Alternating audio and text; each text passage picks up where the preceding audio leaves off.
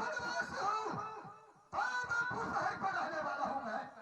मेरे पिताजी का नाम था, मेरे पिताजी का नाम था राजा अभिनंदन भाई, और राजा अभिनंदन सिंह का मैं पुत्र हूँ। भैया एक ही पुत्र हूँ राजा अभिनंदन सिंह को।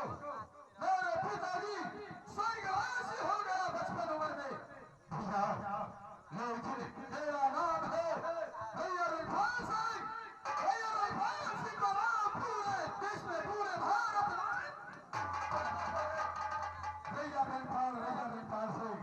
भैया कोई मार का लाल शत्रु सेना ने अवतार दिया भारत में, भैया रिफाल सिंह से टक्कर लेने वालों। भैया मेरे ससुराल है घाटमपुर शहर। भैया ससुर जी को नाम था राजा रघुनंदन सिंह, राजा रघुनंदन सिंह का मैं दामाद हूँ। भैया और कैसे मेरा शादी हुआ घाटमपुर शहर, वह कहानी सुनिए। भैया इसने ये 7 बीघा को पोखरी खुलवाया था। भैया घाटमपुर शहर में राजा वहने ये काम किया है, देश शहर बस्ती हर किराए पत्र तालाब देकर को लिखवाया था।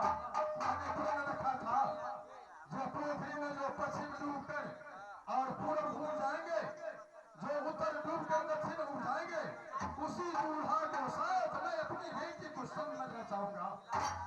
भैया मेरे कानों में खबर आया वह बातों को मैंने चढ़ाई क्या, माँ दुर्गा से वरदान लेकर तलवार उठाया और मैं पहुंच गया घाटमपुर शहर। और उनसे बात हुई मुझे। मैं बात करने के बाद उन्होंने कह दिया, हाँ हाँ जाओ नौजवान, तुमने पश्चिम डूब कर और पूरब उग जाओगे, उत्तर डुबकी लगाकर दक्षिण डूब उग जाओगे। तुम्हारे साथ मैं अपनी बेटी को सम्मत रचाऊंगा, अनेक शादी करवाऊंगा। मैंने प्रतिज्ञा को पूरा किया। मैं बोला अब शादीशुदा होना चाहिए और 3 तारीख को लगन को वह फिक्स होना चाहिए।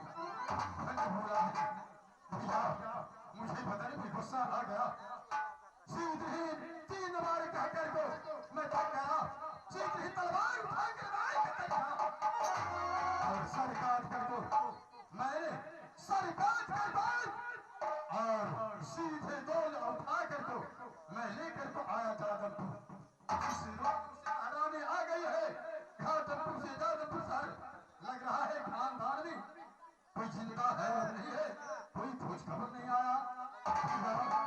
मेरा 7 साला है जिसमें बड़े का नाम है गंगवा छत्री, गंगवा प्रकट में नाम है, आला हुआ है उनको भी नाम, और माझी को नाम है भगोर सिंह, उससे छोटा है कारी सिंह, उससे छोटा है रणजीत सिंह, संजीत सिंह, सबसे छोटा साला है सैरो सिंह। आज मैं सोच बैठा हूँ अपना दिल में, जो हमारे तलवार का तरवानी जो है, मैं गेट को गाड़ी करने वाला उसको बुला कर मैं और उससे पूछताछ करूंगा जो महारानी नैहर को याद क्यों नहीं ले रही है। और मुझे शक लग रहा है कि तब मैं अपनी ससुराल जाऊंगा, 12 वर्ष शादी किए हुए हो गया।